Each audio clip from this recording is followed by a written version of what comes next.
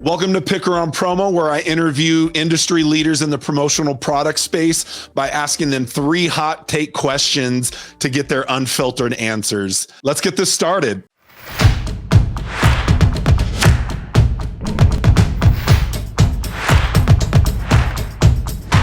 This is Jeremy PICK3R, creative director and founder of Amber Creative. And today I'm so excited to interview my industry friend who we had a relationship online for years, and I finally got to meet him at PPAI 2023.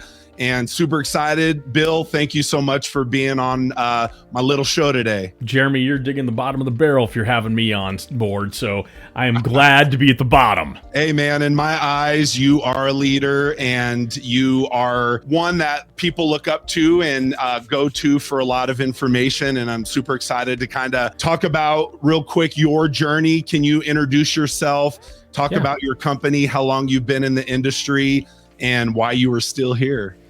Yeah, you bet. No, honored to be here. It was great to finally meet you. You and I were Twitter friends for a darn long time and got to meet each other at Expo in Vegas.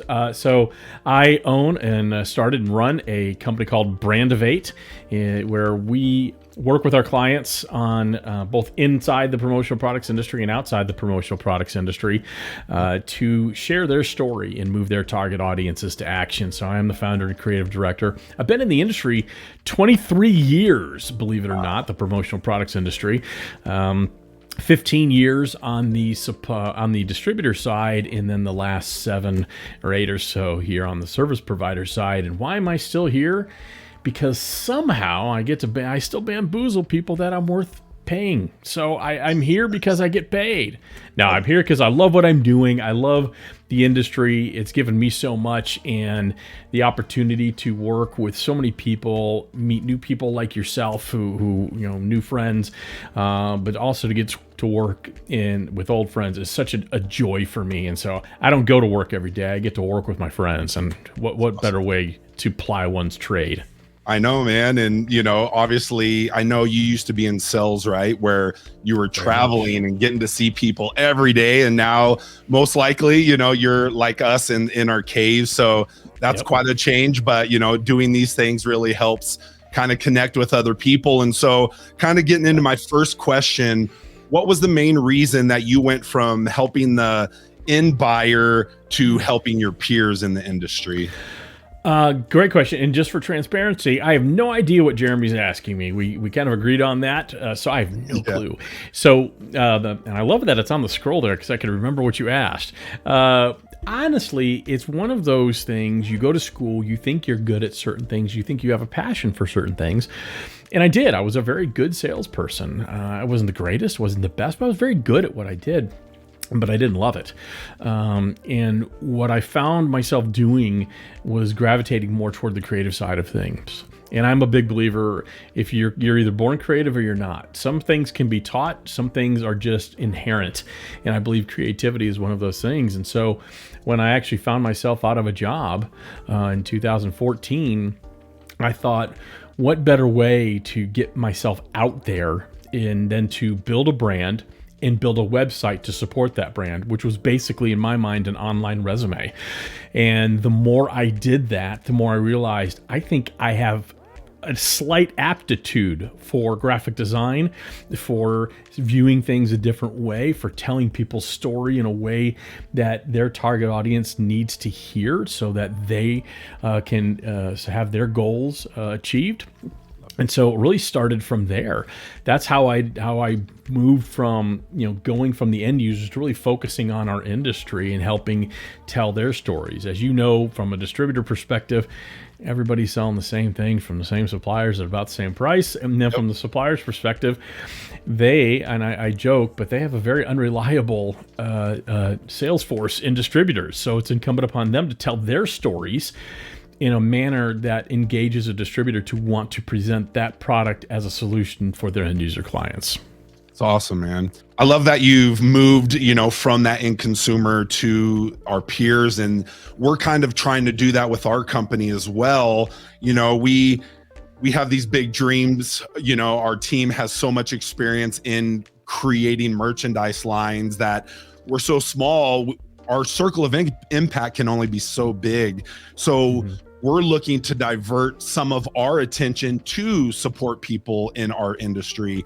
You know, when I started coming out to share my own content and my philosophy on merchandise, I thought I was going to that end consumer, but people in our industry started gravitating towards that content. So I've kind of gone all in with my content, focusing on distributors and suppliers. And so by, you know, leaving kind of that space, you know, we still have our core clients that are the foundation of our business, but we can make a greater impact if we're helping these big distributors and even mid-sized distributors lead with that creativity. You know, for me, I didn't really discover how creative I might be until, you know, I was well in my late 20s. I always had that, you know, DIY feeling. You know, I used to make duct tape bags, but there was nothing back then to nurture that. It was just, oh, you can't make a career out of it, you know? So I was going to go a different path, but it took years of rejection of my ideas to say,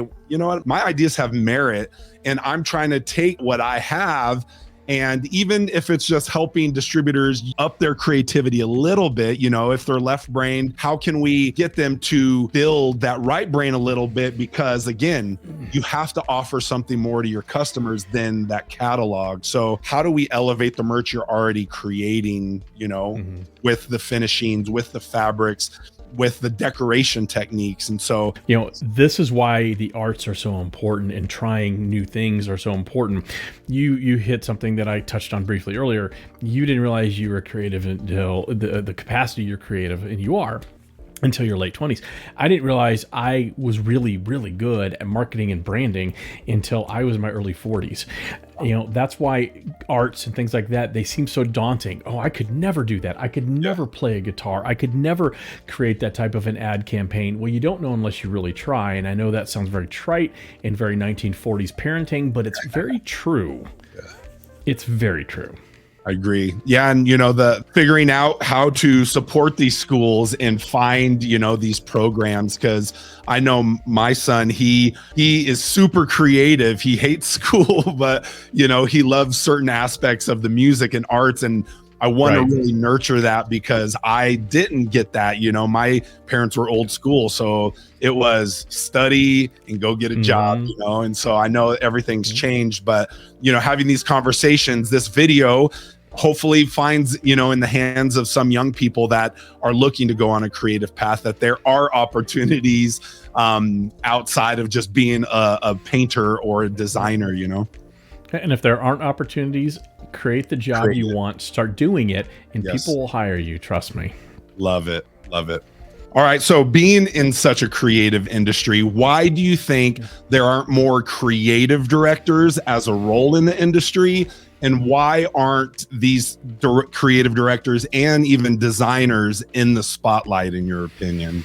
Yeah, I think great question. I think for years, our industry focus has been product. That, you know, and for years, and I think if you look back, anybody looks back when they first became aware of the promotional products industry, it's very magical that someone could put a logo on a pen with a phone number. Wow. My mom, so my exposure to the industry was way before I even knew the industry existed. If anybody remembers the Welcome Wagon was a company that employed people in local communities. They worked with the Chamber of Commerce, and they would sell advertising specialties to those local companies. And when someone moved into the neighborhood, a Welcome Wagon host or hostess would stop by, welcome them to the neighborhood. Here's a place where you can get your car fixed, and here's a pen, and here's a place where you can get your pants tailored, and here's a ruler, or so on and so forth. And so we had a shelf in my garage where companies I knew around me, they had their own pens. I'm like, man, and it was magical to me, absolutely magical to me. Love it. But I think along the way, we got so focused on the fact that we could put information on product, we lost sight of what the purpose of those products are. And so I still think our industry is trailing. Now, the gap's closing, but we still trail retail. We still trail other industries in the fact that we don't value creative. 10 minutes before we got onto this, Jeremy, I gave a webinar, and it was for distributors. And my message to them was, stop acting like salespeople. We know that everybody buys promotional products. The key is to find the audience that's going to buy from you. But more importantly, for our conversation, Jeremy, is that you need to think like a marketer. How can we use these decorated nuggets of awesomeness to actually solve a client problem? What is the purpose behind the product? I think that's why you don't see a lot of creative directors. Again, I think it's changing. And I think as the industry really realizes, we're marketers, we're not salespeople. And we understand that relationship and how it translates to the successes of each individual client, I think that'll increase. I hope so. You know, part of my content, and this just kind of bubbled up in the last couple years, of every company, especially these big companies, and you know, the smaller distributors might not have the opportunity, but all these big companies, there needs to be a creative voice, a creative leader that is touching not only the design, the marketing, the promotions, how salespeople are communicating, the online presence. And, you know, I've been searching for creative directors and I can't find names. Obviously, I need to dig a little more, but I can't find these people that are leading. And so like the push that I want to do is, everyone is talking about design forward, no logo slaps, creativity, let's, you know, trends, but no, there's no one other than like the account executives that are pushing this agenda. I don't see it at a high level. And one of my goals is to spark that. You know, you look at Silicon Valley, they're hiring, you know, chief idea officers or, you know, culture officers in their executive leadership. So I'm waiting for that to kind of trickle down to our industry to say, yes, a lot of people can't maybe justify the salaries, but ideas are worth millions of dollars if it's the right person that can touch every side of your organization. So 100%. You are stepping in that space as well to raise the boats. I hope so. I think, you know, what we're talking about here is, for decades, it's been, we put information or an imprint on product in hand to the client and say, good luck. What we've been really focused on, I'm hoping, I know what I focus on with my clients is the overall experience. What's being communicated through every aspect of that? What is the overriding emotion you want that end user to have, not only at the moment of reception, but 6 months from now, 12 months from now, 2 years from now, when they see that t-shirt or that mug or whatever. You can do some wildly creative things with the most simplest of products. It's just about the purpose and tying that purpose into an overall marketing strategy. We don't do that well as an industry, and historically we haven't even done it as an industry. So yeah, right. I think my hope is that we'll start to see that, like you said, trickle down more as more people start looking at, we need that level of creativity. Because I will tell you this right now, if distributors don't get behind what you and I are talking about, what you've been a great advocate for, which is having a creative voice in the room, distributors who don't have that creative voice in the room, they will get left behind, because all they're selling is a commodity. Yep. And if all you have to do is watch your YouTube TV, and every once in a while you get a cycle of 4 imprint videos, and they do a great job. They do a better job than you could ever do selling commodities. So 100%. Don't compete with them. All right, last question. Yep. What terms in the merch industry are played out, or you're over, or are super confusing to people? So I've waged my own personal war against the word swag from the get-go. Yes. I've never liked the word swag. I don't like things that capture a moment in time, generally speaking. I don't like looking at photos of people in the 80s and you can realize it's the 80s. You know, the classics never go out of style. I don't like the term swag because it cheapened the industry, in my opinion.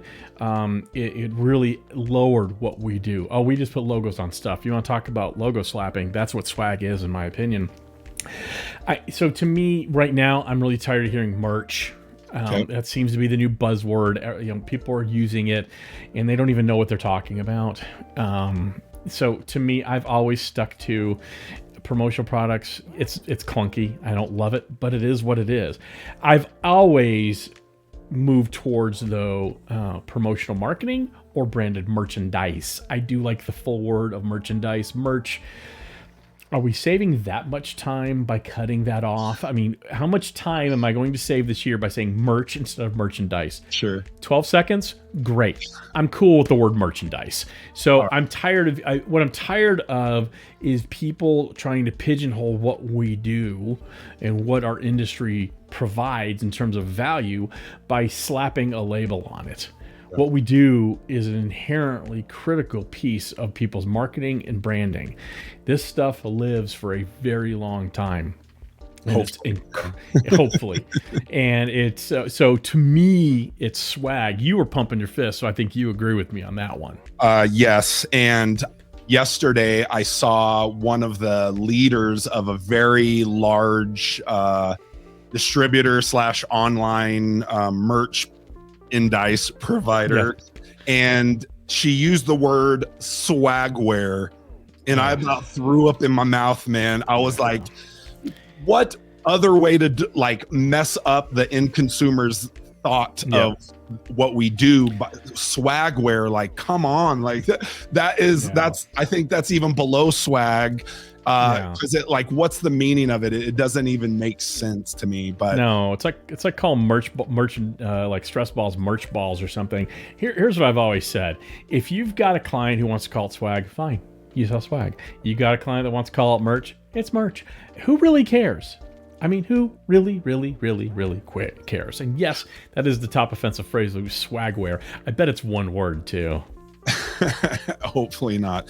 You know, I think one of the things is, you're right at the, like, talking the language, but then also how can we get people to separate, really, again, not throw us all in, oh, you're like 4imprint. No, it's an opportunity completely opposite of 4imprint. Right. It's the opportunity to elevate. Yeah. You know, a lot of people do refer to what we do as swag. We take a different approach, and we look at it as truly a holistic part of your entire marketing and branding campaign. So yeah, there are people who sell you swag. What we do is something a little bit different. To me, I mean, I would turn that around in a heartbeat. That's that sales guy coming out, man. That's second nature to you. You know, the one thing on the merch side, my background, I came from the band world. So we were using band merch for 20 years before it got to swag and then back to merch. So while I know band merch is very specific, I find myself saying merch just because that's the world I came in. But, you know, merchandise, you know, design, like, we like to design merchandise collections. We're not trying to, you know, do some of the things that these online retailers are, because again, we can't compete. We have to use our hands-on experience to actually develop it, not let them pick out of a catalog, because you're basically letting non-experts make their own decisions, you know, when it comes to even their marketing campaigns. And that's why they fall flat, or that's why they say, oh, it's never worked because no one wants it and we have this leftover inventory. There's a reason for that. So back in my sales days, I used to say every organization has what I call a closet of shame, and I would ask them, where is it? And they'd say, what do you mean a closet of shame? I said, it's the promotional products you ordered you never used, the print was wrong, the event date was missed. There's a closet here, I'd like to see it. And 9 out of 10 times they actually had a closet of shame. And you know, you have credibility though when you use the word merch because of your background. That makes sense to me, and I understand that. It's when it's an older guy who's, you know, over lunch using the term merch when 2 years ago it was swag, and 2 years before that it was promo. And then advertising specialties, right? So yeah, exactly. It's just who cares?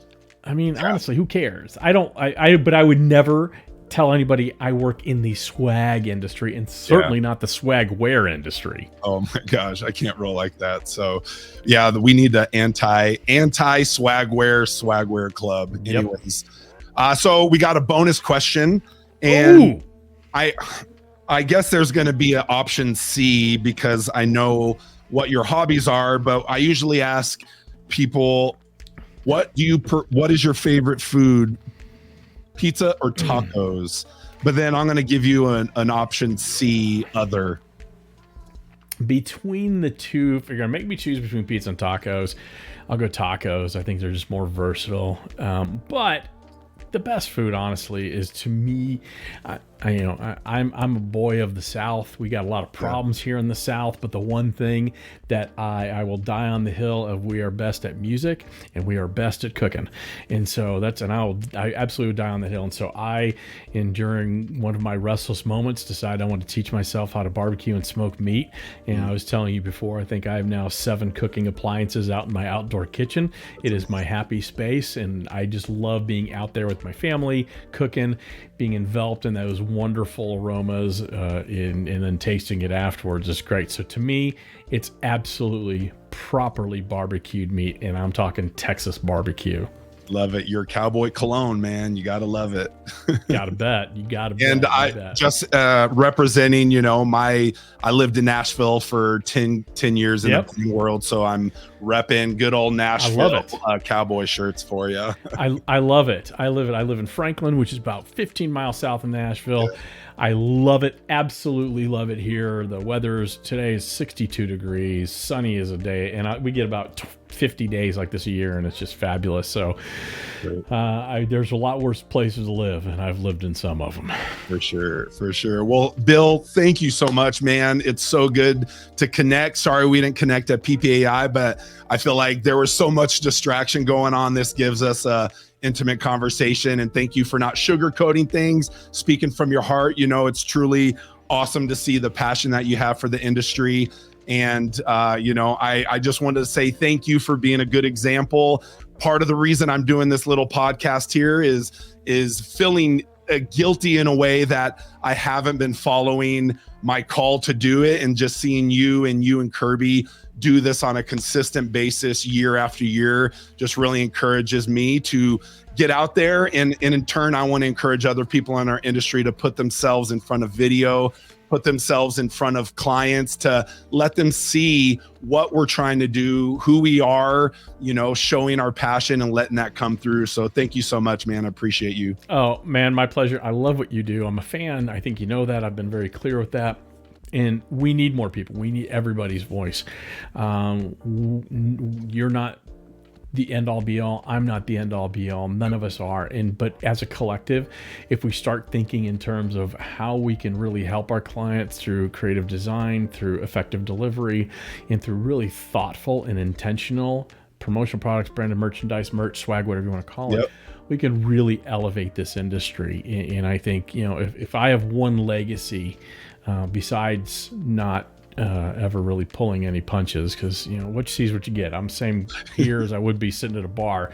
Yeah. My one legacy, I hope, is that I encouraged others to help raise the bar in the industry. So people like you, I'm a huge fan of, and thank you for having me on. It's truly an honor, and I appreciate it. Of course. Thank you, Bill. In fashion to the people.